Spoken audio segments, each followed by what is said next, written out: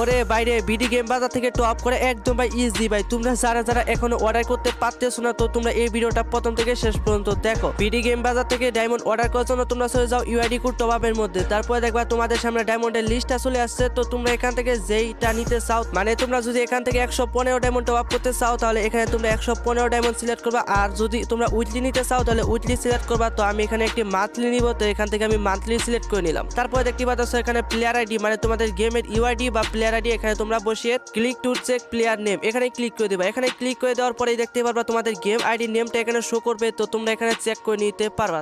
তারপর নিচে দেখো একটি বাই নাও অপশন দেওয়া আছে, এখানে ক্লিক করে দিবে। এখানে ক্লিক করলেই তোমাদের অর্ডার করা কমপ্লিট হয়ে যাবে। আর এখানে তোমরা অর্ডারের ডিটেলস দেখতে পারবা। তো তোমরা এখানে স্ট্যাটাসের জায়গা দেখতে পাচ্ছ অর্ডারটি প্রসেসিং এর মধ্যে রয়েছে। ওরে বাবা রে বাবা, একটি রিফ্রেশ করতে ক্ষণেই অর্ডারটি কমপ্লিট হয়ে গেছে। এখন ফ্রি ফায়ার গেমটি ওপেন করে দেখি মান্থলি মেম্বারশিপ আসছে কিনা। ওরে ভাই রে ভাই, মান্থলি মেম্বারশিপ চলে এসেছে।